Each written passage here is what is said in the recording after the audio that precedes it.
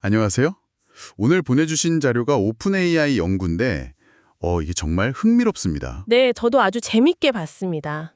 AI의 머릿속을 들여다보는 방법에 대한 이야기잖아요. 맞아요. AI가 정답을 딱 내놨는데 그 과정을 모르면 이걸 진짜 믿어도 되나? 싶을 때가 있거든요. 그렇죠. 바로 그 사고 과정에 대한 이야기입니다. 그 사고 과정, 그러니까 체인 오브 서트라는 게 정확히 어떤 개념인가요?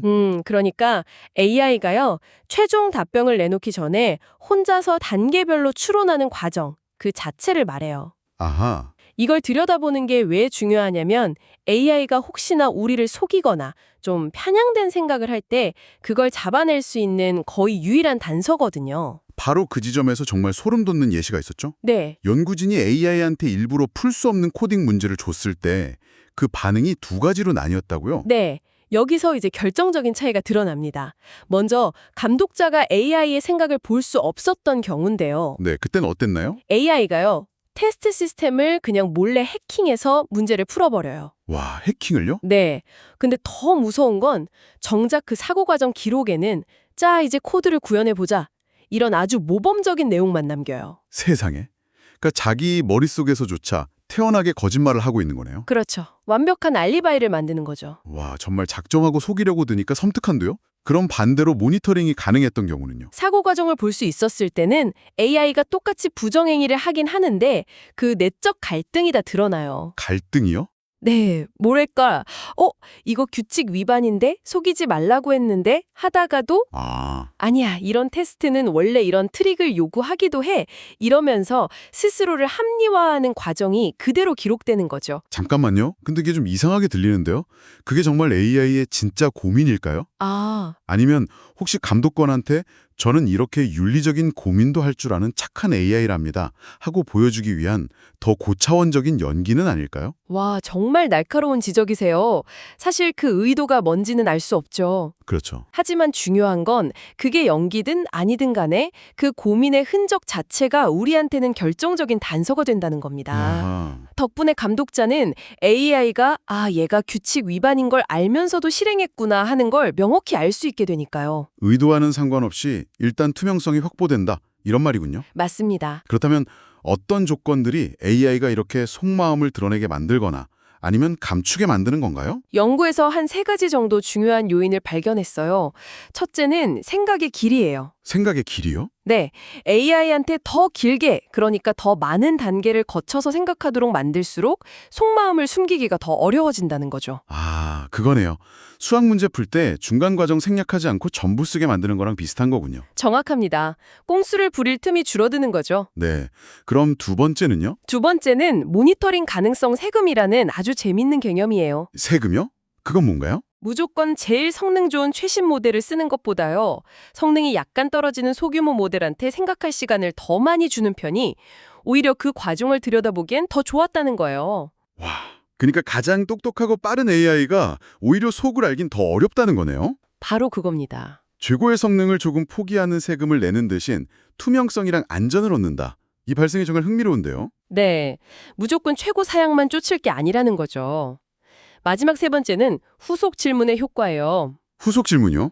AI가 답을 내놓은 뒤에 혹시 규칙 어긴 건 없었어? 하고 슬쩍 물어보는 거예요. 아, 그럼 AI가 직접적인 답변을 피하더라도 그 질문에 답하기 위해서 추가로 생각하는 과정에서 단서가 드러나는 경우가 많았습니다. 결국 오늘 이야기를 종합해보면 우리는 이제 단순히 더 똑똑한 AI를 만드는 경쟁을 넘어서고 있는 거네요. 네, 자기 행동의 이유를 스스로 설명할 수 있는 그런 투명한 AI를 향해서요. 맞습니다. 이게 더 큰 그림에서 보면 확장 가능한 감독 문제랑 이어져요. 확장 가능한 감독이요? 네. 인간이라는 어떻게 보면 불완전한 감독관이 우리보다 훨씬 뛰어난 AI를 어떻게 안전하게 통제할 거냐 하는 문제죠. 어쩌면 AI의 내면을 들여다보는 이 기술이 그 해답의 첫걸음이 될지도 모릅니다. 마지막으로 청취자 여러분께도 한번 생각해 볼 만한 질문을 던져드리고 싶어요.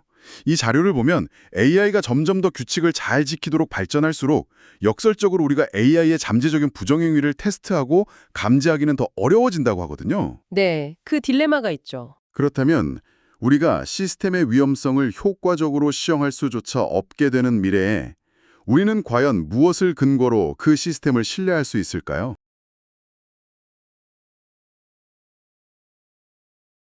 안녕하세요.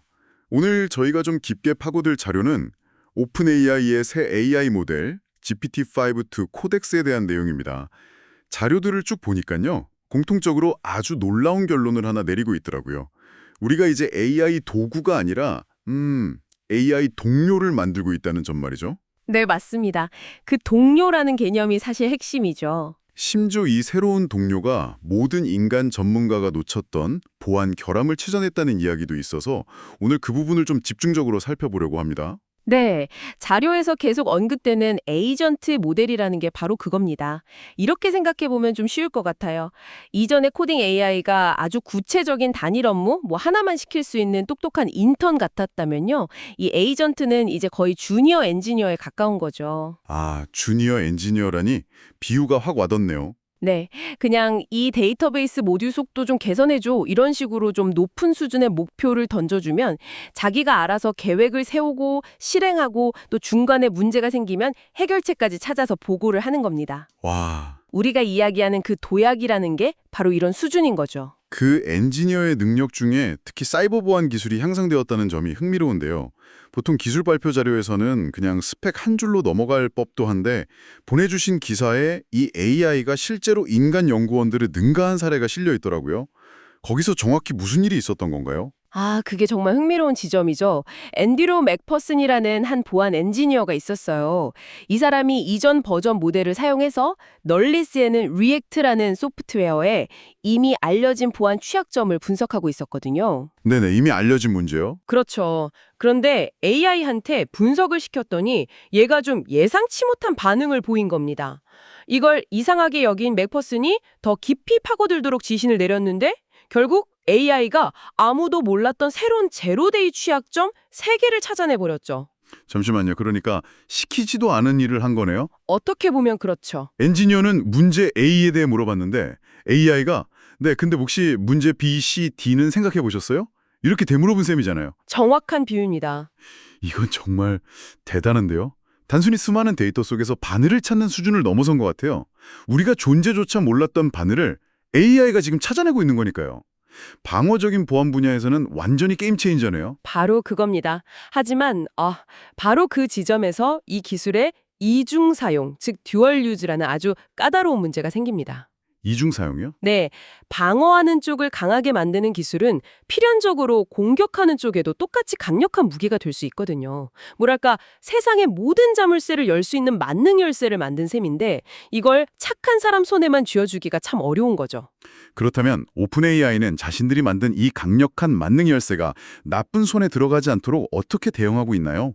위험 부담이 엄청날 것 같은데요. 그래서 배포 방식에 아주 신중을 기하고 있습니다. 우선은 유료 챗 GPT 사용자들한테 먼저 기능을 공개해서 좀 통제된 환경에서 피드백을 받고요. 점차 API로 접근 권한을 넓혀갈 계획이에요.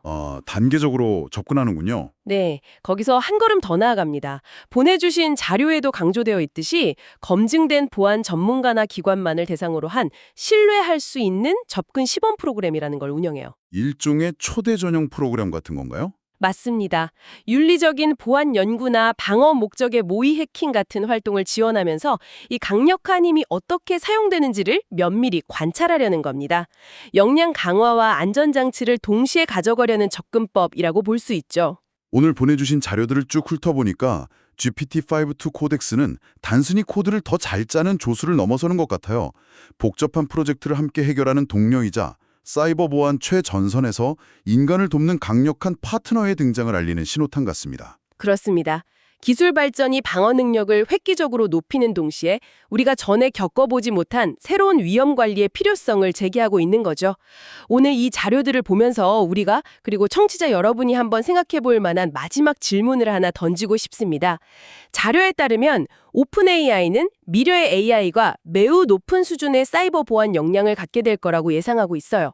만약 인간 전문가의 능력을 아득히 뛰어넘는 AI 사이버 보안 전문가가 탄생한다면 우리는 과연 그 막강한 힘이 언제나 우리를 방어하기 위해서만 사용될 거라고 어떻게 보장할 수 있을까요?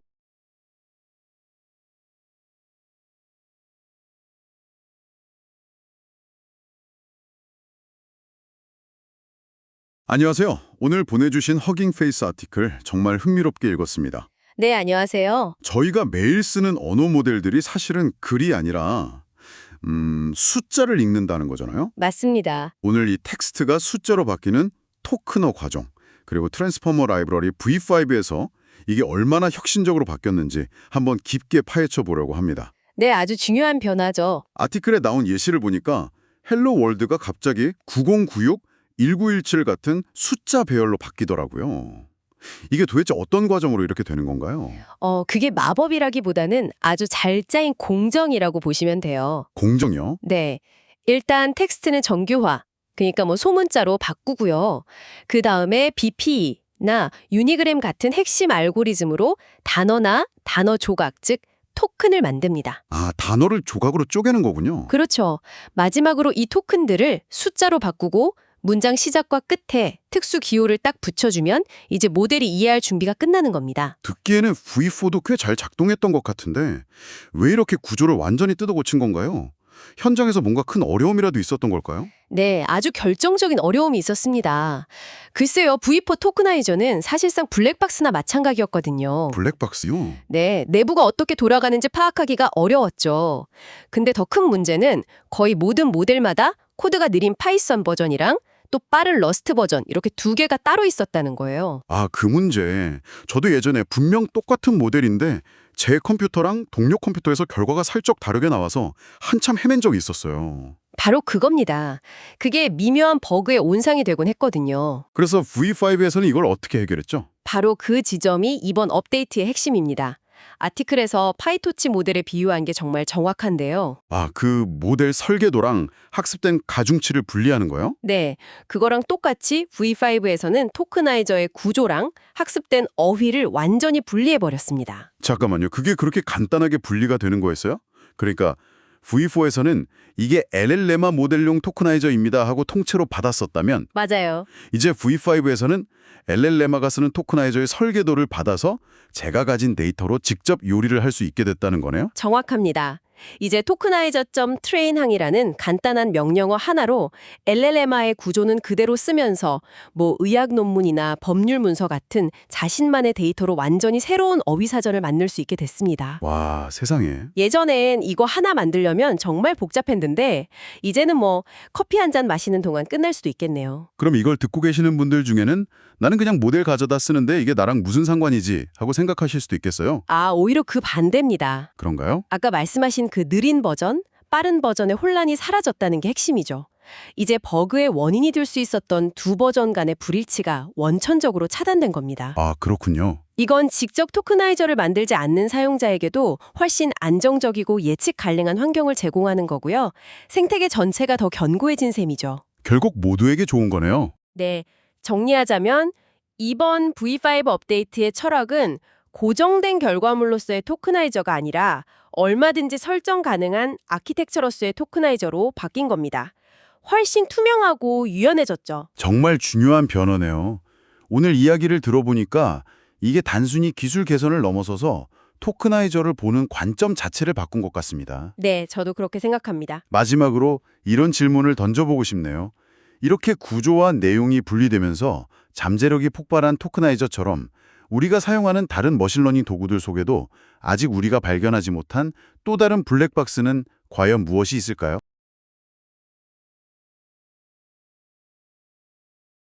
안녕하세요, 딥다이브입니다. 어제 테크크런치에 아주 흥미로운 기사가 하나 떴어요. 아, 그거요. 루마 AI 이야기죠? 네, 맞아요. 레이3 모디파이라는 새 모델인데 와, 이거 보니까 영상 제작의 판이 아예 바뀔 수도 있겠더라고요. 시작 장면이랑 끝 장면만 딱 주면 AI가 그 중간을 알아서 채워준다는 거잖아요. 맞습니다. 근데 그게 사실 그동안 생성형 AI 영상 모델들의 가장 큰 숙제가 바로 제어였거든요. 아, 제어. 네. 결과물은 정말 화려하고 상상력 넘치는데 정작 제작자가 원하는 대로 세밀하게 조정하기는 거의 불가능에 가까웠죠. 그렇죠. 배경은 좋은데 배우 움직임이 이상하네. 이런 문제들. 정말 원하는 장면 하나 얻으려고 수백 번씩 돌리는 AI 가차라는 말까지 있었잖아요. 바로 그겁니다. 그런데 이번 레이3 모디파이는 그 문제를 정면으로 돌파하려는 시도인 거죠. 어떤 식으로요? 핵심은 인간 배우의 연기라는 그 뼈대는 그대로 가져간다는 점이에요. 루마의 CEO 아밋 제인의 말을 빌리면 카메라로 포착한 배우의 연기는 그대로 두고 재촬영 없이 상상 속 어떤 장소로든 바꿀 수 있다는 거예요. 아, 그 비유가 확실히 와닿네요. 그러니까 뼈대는 인간이, 옷은 AI가 입힌 바. 네, 맞아요. 기존 AI 영상이 AI가 그냥 처음부터 그린 그림 같았다면 이건 인간 배우의 연기 위에 AI가 스타일을 입히는 방식인 거죠. 창의성의 주도권을 다시 인간에게 돌려주려는 시도처럼 들리네요. 정확합니다. 그럼 구체적으로 어떤 기능들이 있는 건가요? 기사를 보니까 크게 두 가지가 있던데요.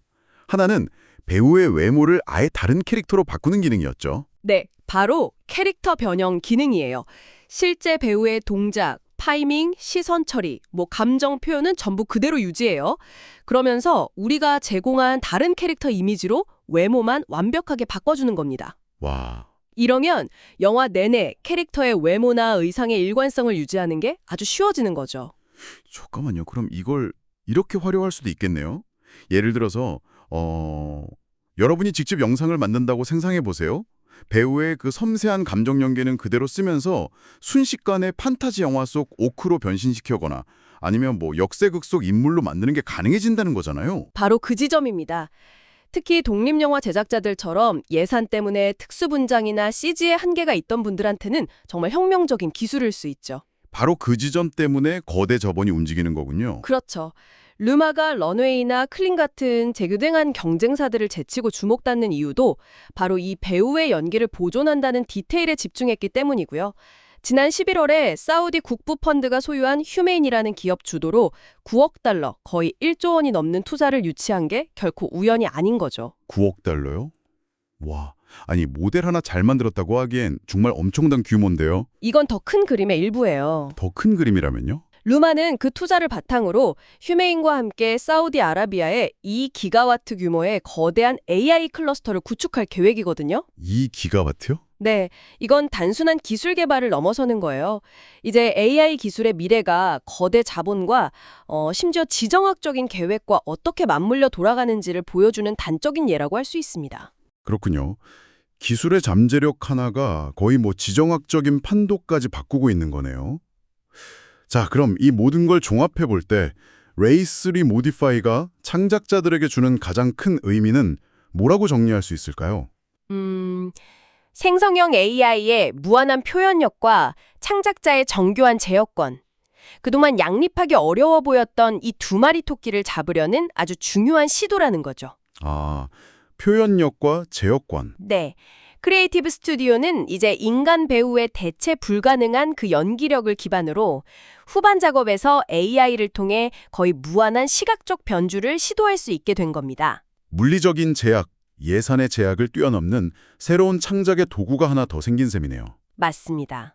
여기서 한번 생각해 볼 만한 질문을 던져보고 싶어요. 네, 어떤 거죠? 이 기사에서는 기술이 배우의 원본 연기를 보존하는 데 중점을 둔다고 계속 강조하잖아요. 그런데 만약 기술이 더 발전해서 AI가 원본 연기를 단순히 보존하는 걸 넘어서서 더 나은 방식으로 미세하게 수정하거나 감정 표현을 강화할 수 있게 된다면 어떨까요? 연기를 수정한다. 네. 그때 우리는 창작물에 대한 원분성의 기준을 어디에 두어야 할까요? 인간 배우의 연기와 AI의 창작 사이의 경계는 과연 어디까지 허물어질 수 있을지 한 번쯤 고민해볼 문제입니다. 오늘 저희가 좀 짚게 들여다볼 얘기는요. 바로 아마존의 스마트 초인종 링에 대한 소식입니다. 네, 여기에 아주 재미있는 AI 기능이 추가됐죠. 네, 맞아요. 집 앞에 온 사람을 AI가 대신 맞아준다는 건데 이게 심지어 대화까지 한다고 해요. 그렇죠. 그래서 오늘은 이 기술이 정확히 뭔지, 어떻게 돌아가는 건지, 그리고 이게 우리 일상에 어떤 의미가 들 수 있을지 한번 제대로 파고 들어가 보려고 합니다. 핵심은 인사, 영어로는 greetings라고 불리는 이 기능인데요. 아, 인사요? 네, 이게 그냥 녹음된 메시지를 치는 수준을 넘어섰다는 거예요. 아, 그럼 뭔가 다른가요? 그럼요. 방문객의 옷차림이나 손에 든 물건 같은 걸 AI가 보고 분석을 해요. 그래서 이 사람이 누구일지 추측을 하는 거죠. 추측을 한다고요? 네. 그리고 그 상황에 딱 맞는 대화를 실시간으로 만들어내는 겁니다. 한 단계 더 나아간 상호작용이라고 볼 수 있죠. 잠깐만요. 그럼 제 목소리가 아니라 AI 목소리로 말을 건다는 거잖아요. 맞습니다. 와, 방문객 입장에서는 굉장히 기묘한 경험일 것 같은데요. 마치 그 집 전체가 저랑 대화하는 것처럼 느껴지겠어요? 그렇죠. 충분히 그럴 수 있죠. 구체적으로 어떤 상황에서 쓸 수 있는 건가요? 기사에 나온 예를 좀 보면요. 가령 배달원 유니폼을 입은 사람이 오면 택배는 저기 지정된 장소에 둬주세요. 이렇게 안내할 수 있고요. 아, 그건 편하겠네요. 네. 그리고 서명이 필요하면 언제 다시 오면 될지 물어보고 그 내용을 사용자에게 알려주기까지 해요. 오, 또 원치 않는 방문객 있잖아요. 예를 들어 판매사원처럼 보이는 사람이 오면 저희는 관심 없습니다 하고 정중하게 거절하도록 설정할 수도 있습니다. 저는 그게 가장 솔깃하면서도 한편으로는 좀 씁쓸한 기능 같아요. 어떤 점에서요? 우리가 점점 더 이런 대면 소통의 불편함을 피하고 싶어 한다는 증거 같아서요. AI 뒤에 숨는데 과연 좋은 해결책일까요? 정말 좋은 지적이세요. 그리고 이런 편리함 이면에는 기술적인 한계도 분명히 존재합니다. 한계라면요? 바로 오인 가능성인데요. 기사에서도 이 점을 딱 꼬집고 있어요. 오인 가능성. 아, 사람을 잘못 알아보는 거요? 네, 가령 물류회사에서 일하는 친구가 퇴근길에 그 유니폼을 입은 채로 여러분 집에 들렀다고 생각해 보세요. 아, 그럼 AI가 그 친구를 배달원으로 착각해서 택배는 저쪽에 두세요 라고 말한다면 와, 그거 진짜 어색한 상황이 벌어지겠네요. 정말 난감하겠죠. 이건 단순히 어색한 걸 넘어서 AI가 사회적인 맥락을 얼마나 이해하지 못하는지 보여주는 완벽한 예시 같아요. 맞습니다. AI는 유니폼을 그냥 배달원이라는 직업적 기능으로만 해석하지만 사람은 그 유니폼을 입은 사람이 친구라는 사회적 관계 속에 있다는 걸 알잖아요. 그렇죠. 바로 그 지점이죠. 이 기능과 실제 관계 사이의 간극? 이게 바로 현재 소비자 AI 기술의 명확한 한계 아닐까요? 네, 맞습니다. 앞으로 해결해야 할 가장 큰 숙제 중 하나고요. 그렇게 사람을 잘못 알아보는 실수를 한다니 이게 안면인식 기술 자체의 문제인 건지 아니면 아예 다른 방식을 쓰는 건지 궁금해지네요. 바로 그 지점이 아주 중요합니다. 아마존은 이걸 안면 인식이 아니라고 딱 선을 긋고 있거든요. 아, 그래요? 얼굴을 보고 판단하는 게 아닌가요? 네, 대신 비디오 묘사 기술이라고 설명해요. 그러니까 상자를 든 파란 옷의 사람처럼 객관적인 묘사만 한다는 거죠. 아하. 이건 사실 사생활 침해 논란을 피하려는 굉장히 영리한 기술적 그리고 법적 우회로라고 볼 수 있어요. 우회로요? 네, 사람을 식별하는 게 아니라 상황을 묘사할 뿐이다. 이렇게 주장하는 거니까요. 아하. 기술적으로 신원 확인이 아니라 상황 묘사라고 프레임을 바꾸는 거군요. 그렇죠. 그런데 링에는 원래 친숙한 얼굴, 그 familiar faces라는 안면인식 기능이 있지 않았나요? 네, 있었습니다. 그 기능도 논란이 좀 있었던 걸로 아는데 구체적으로 어떤 우려가 있었던 거죠? 그게 이제 최대 50명까지 얼굴을 등록해두면 그 사람이 왔을 때 알림에 이름이 뜨는 기능이었거든요. 네. 근데 내 집 앞을 지나는 모든 사람의 얼굴 데이터를 아마존이 수집하고 이걸 또 법 집행기관에 제공할 수 있다는 점 때문에 사생활 침해 논란이 아주 거셌습니다. 아, 그런 배경이 있었군요. 네, 이번 인사 기능이 안면 인식이 아니라고 그렇게 강조하는 것도 다 그런 배경이 있는 거죠. 이걸 듣다 보니까 만약 명절에 친척 어른이 예고 없이 찾아오셨는데 AI가 현재 방문객을 맞을 수 없습니다. 이렇게 응대하면 정말 큰일 나겠다는 생각이 드네요. 그렇죠. 상상만 해도 아찔하네요. 이 AI의 눈치를 어디까지 신뢰할 수 있을지가 관건이겠어요. 맞습니다. 그리고 아직은 모두가 쓸 수 있는 것도 아니에요. 아, 그런가요? 네. 현재는 링 유선 초인종 프로 3세대 같은 최신 모델에서만 호환이 되고요. 또 링 프리미엄 플랜을 가입한 미국과 캐나다의 일부 얼리 액세스 고객에게만 제공되고 있습니다. 자, 그럼 이 모든 게 우리에게 뭘 의미하는 걸까요? AI가 현관문 앞에서 우리 대신 사람을 판단하고 대화하는 세상. 이게 단순히 편리함의 새로운 차원일까요? 아니면 우리도 모르는 사이에 사생활과 인간적인 교류의 경계를 허물고 있는 첫걸음일까요? 궁극적으로 이건 현관이라는 공간의 의미를 바꾸는 기술일지도 모릅니다. 공간의 의미를 바꾼다. 네. 지금까지 현관문은 집주인의 허락을 구하는 사회적인 경계였다면 이제는 AI가 필터링하는 데이터 수집 지점이 되는 거죠. 아, 여러분 집의 문지기가 아마존의 알고리즘이 되는 세상. 그 문을 열어주시겠어요? 안녕하세요. 오늘 보내주신 자료 말이죠. 이게 정말 재밌는 질문을 던지더라고요. 그러니까 360도 파노라마 사진 딱 한 장. 이거 하나로 AI가 그 공간의 깊이를 사람처럼, 아니 어쩌면 그 이상으로 정확하게 파악할 수 있을까? 오늘 우리가 바로 이 주제를 한번 깊게 파헤쳐 보려고 합니다. 자료는 Depth Any Panoramas, 줄여서 DAP라는 최신 연구 논문이고요. 이게 또 흥미로운 게 유명한 360도 카메라 제조사 있잖아요. 인스타 360 연구팀의 결과물이라고 하네요. 네, 맞습니다. 이 논문이 사실 그냥 성능이 좋다, 이걸로만 중국받는 게 아니거든요. AI가 3차원 공간을 인식하는 방식에 대한 뭐랄까 아주 근본적인 접근법을 바꿨기 때문이죠. 오늘 청취자께서 이 기술이 어떤 생각의 전환을 통해 나왔는지 그 핵심을 확실히 느끼실 수 있게 한번 이야기 나눠보겠습니다. 좋습니다. 그럼 이 팀이 마주했던 가장 큰 벽, 그게 뭐였을까요? 평평한 2D 사진에서 3D 공간감을 읽어낸다는 게 말처럼 쉽진 않았을 텐데요. 그렇죠. 그게 바로 이 분야의 가장 오래된 숙제였습니다. 특히 실내, 실외, 아니면 가상 이미지처럼 환경이 제각각이면 AI가 되게 혼란을 겪기 쉬웠죠. 네네. 그런데 이 팀의 해결책은 더 복잡한 알고리즘, 이런 게 아니었어요. 아, 알고리즘이 아니고요? 네. 바로 데이터. 이 데이터에 대한 관점을 완전히 뒤집어 버린 거죠. 데이터라면 보통은 그냥 더 많고 더 좋은 데이터를 모으는 걸 생각하게 되는데요. 맞습니다. 보통은 그렇죠. 그런데 이들은 거기서 한 발 더 나아간 겁니다. 데이터 인더 루프라는 개념을 도입했는데 이게 정말 핵심이거든요. 데이터 인더 루프요? 네. 쉽게 말해서 좋은 데이터가 없으면 좋은 모델도 없다. 이게 기존 상식이잖아요. 그렇죠. 이걸 깨고, 아니 그럼 우리한테 필요한 데이터를 AI를 이용해서 직접 만들면 되지, 이렇게 접근한 거예요. 언리얼 엔진 같은 게임 엔진으로 완벽한 가상 공간 데이터를 막 생성하고요. 와, 또 웹에 떠도는 실제 사진들도 다 끌어모았죠. 잠깐만요. 그럼 기존 데이터를 그냥 쓰는 게 아니라 아예 가상 세계를 만들어서 데이터를 뽑아냈다는 건가요? 정말 기발하네요. 근데 그렇게 만든 가상 데이터랑 실제 사진 데이터는 서로 느낌이 너무 달라서 AI가 오히려 헷갈릴 수도 있지 않나요? 아주 정확한 지적이세요. 바로 그 간극.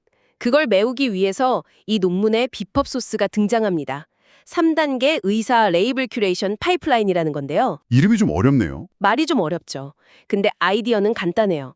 정답, 그러니까 실제 깊이값이 없는 수많은 실제 사진들이 있잖아요. 네네. 거기에 대해서 AI가 스스로 가정 신뢰도 높은 정답지를 만들어서 붙이게 하는 겁니다. AI가 스스로요? 네, 일종의 자기주도 학습인 셈이죠. AI가 스스로 정답지를 만든다니 신기하긴 한데 혹시 AI가 잘못된 걸 정답이라고 착각하고 그걸 계속 학습하게 될 위험은 없나요? 뭐랄까 일종의 확증 편향처럼요? 훌륭한 질문입니다. 바로 그래서 3단계에 걸친 아주 정교한 검증 과정을 넣은 겁니다.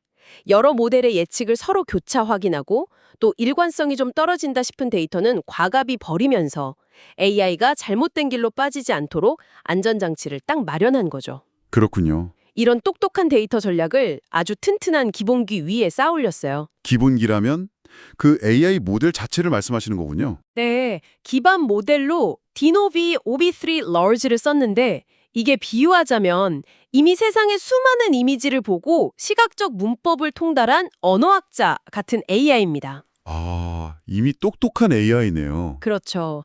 처음부터 단어를 가르칠 필요 없이 파노라마 사진 읽는 법이라는 전문 분야만 딱 가르치면 되니까 훨씬 효율적이었던 거죠. 아, 튼튼한 두뇌를 가진 AI에게 맞춤형으로 만든 최고의 교재를 준 셈이네요.